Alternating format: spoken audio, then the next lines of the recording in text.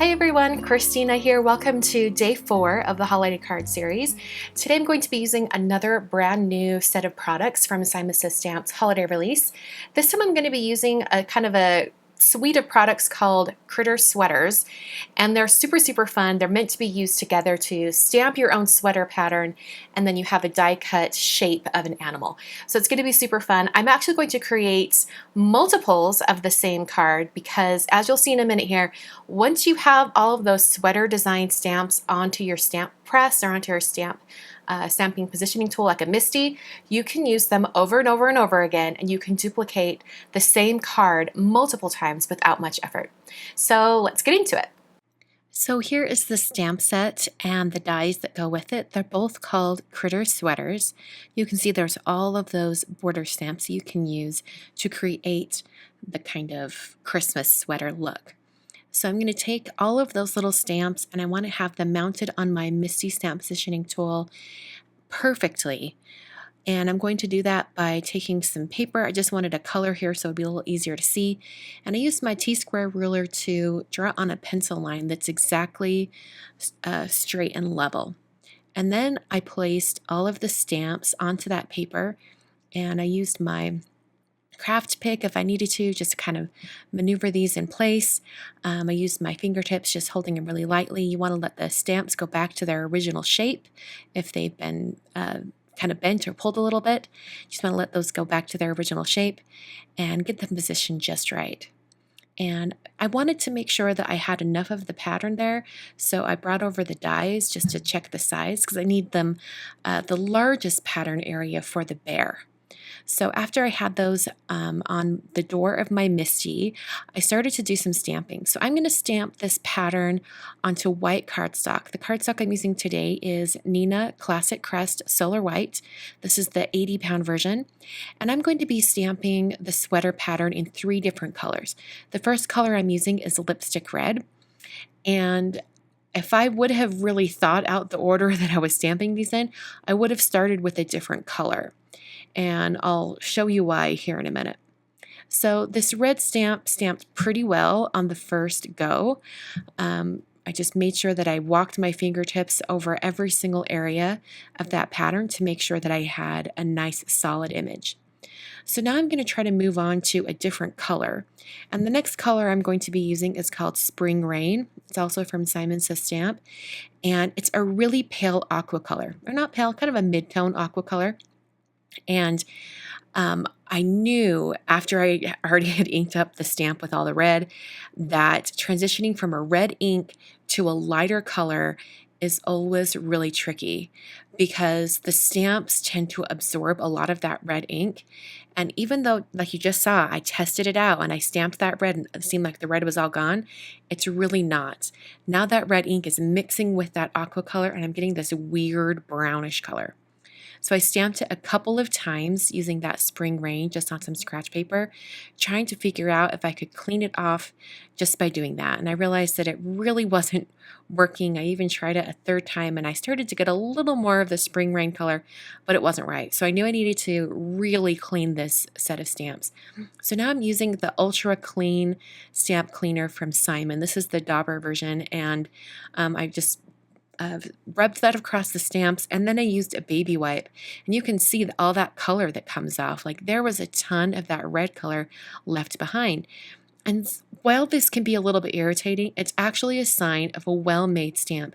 You want your stamp to absorb all the ink color because then you're going to get a more solid image when you go to stamp.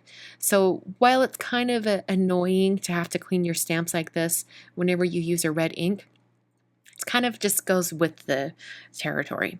So now I'm going to try out the Spring Rain color, see if it worked. I'm going to test it out, and it looks pretty good. So I'm going to try stamping this twice just to make sure that I get a nice solid color. And then I think I'm ready to go. So I did end up cleaning those stamps 2 times with the Ultra Cleaner, the Ultra Clean Stamp Cleaner. And after doing that, I was then free to move on to the color that I wanted to use. So I stamped this aqua color, the Spring Rain. I stamped it twice just because it needed a little bit extra ink on that. It is such a light color that it does need a little bit of help sometimes. So stamping twice really gives you a solid image. As well as this ink is formulated to dry back and dry really solid, so that will help as well. The third color I'm using is Soft Navy, and I didn't actually clean the stamps between Spring Rain and Soft Navy because Spring Rain is so light and Soft Navy is so dark. I knew the Soft Navy would just overpower any of that color that was left on the stamps, so I didn't even bother cleaning the stamps in between these two colors. But after I was done stamping with Soft Navy, I surely did use more of that Ultra Clean stamp cleaner to make sure I got all the ink off the stamps. So now I'm going to use the dies that coordinate, and I'm starting with the bear. And unfortunately, you can only get one bear out of one stamping. So I actually stamped the red pattern twice. And then for the cat and the bunny, you can put them side by side on these, and you can get, you'll get a cat and a bunny out of the Spring Rain color, and a cat and a bunny out of the Soft Navy. So I only had to stamp the red pattern twice. The other ones I just stamped once. Actually, I did stamp them twice because there's lots here, but you get the idea. You can get the bunny and the cat out of one group of stamps.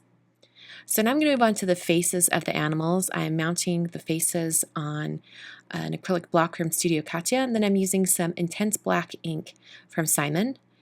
And I'm just placing that face right there on the polar bear and then on the cat. And then I'm going to move on to the bunny. And my head was completely in the way when I was stamping the bunny because you do have to get it really precise because you want the bunny's nose to kind of run off the edge of the die cut there. So you have to be really careful when you stamp that one. I then grabbed some Teeny Bikini pink ink from Simon Says Stamp, and I used the little solid circle stamp to stamp some little blushy cheeks on each one of these animals.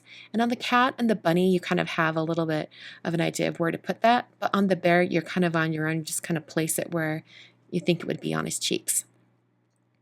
So, and this pink color actually does dry back quite a bit. It kind of softens and lightens up quite a bit, so this pink color won't be quite as intense.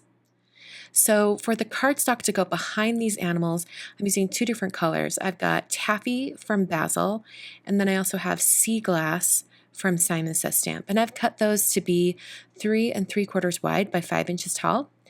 And I'm going to position the die cuts on the background paper, and then I'm going to put the stamps where I want them so that I can stamp all of these all at the same time. So I've got this Merry Christmas that's going to go above the polar bears. And once again, I'm stamping in intense black ink from Simon. And I'm actually going to stamp this twice because I think my intense black ink pad is going a little dry. I live in a really dry climate. We're a desert. So sometimes my ink pads go really dry, sometimes they don't. This is an ink pad that I use quite a bit, so I'm kind of not surprised that it's starting to dry out. Unfortunately, Simon doesn't sell refills for intense black ink, so I will just have to repurchase a whole ink pad, but I'll put that on my shopping list. For now, for these other cards with the cats and the bunnies, I'm going to switch to a different black ink. I'm going to use some VersaFine Onyx black ink. It's a nice solid black ink, and it's really great for stamping words like this. So now I'm using some VersaFine Onyx black ink.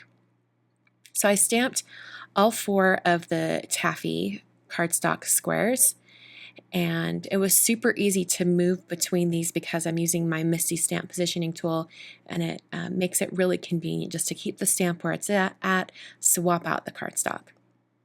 So in order to prep the card bases, I scored it at 5.5, and this is actually some thicker white cardstock. It's the same type of cardstock that I used for the animals, but this is the 110-pound version of Neenah Classic Crest Solar White.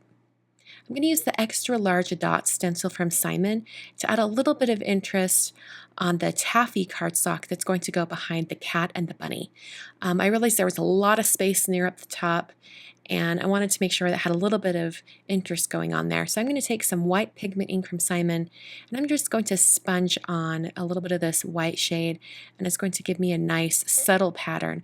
I really love this extra large dot stencil because the dots are so big. It can be really bold if you use a really bold color, or it can be really kind of in the background and really quiet if you use some shades that are closer to your cardstock color.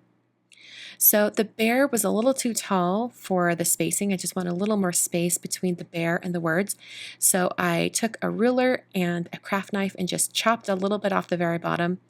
Then I put some foam adhesive behind every single one of these animals. I did everything in batches for this set of cards because it's a lot faster. So I put adhesive on the back of all the animals and then adhered them onto their cardstock. And after that, I put foam adhesive on the back of those pieces and then place them onto the card bases. So I have two card designs here, but the cat and the bunny cards, like the colors of their sweaters, they swap because if you remember, I die cut a cat and a bunny out of each color. So the colors kind of swap from card to card. But basically, I have 4 cards for the cat and bunny, and then I have 2 cards for the polar bear. So all in all, I got 6 cards out of this one set of stamping. Hope that gives you guys a good idea of how to do that. I really love how these cards turned out. They're super, super adorable. I'm so happy I made multiples of those cards. I'm definitely going to need them this year, and they're super easy to make. I hope you guys saw a good example of how to use products to kind of duplicate and replicate your own cards really easily. So before you guys go, I've got a couple of videos on screen for you. These are the day 4 videos of the holiday card series for 2017 and 2016. And then down below in the video description, I've got every single day 4 video listed for you guys. So you can take a little walk down memory lane and see all those videos. And give this video a big thumbs up if you liked it. Thanks so much for watching, and I'll catch you guys on Monday for day 5 of the holiday card series.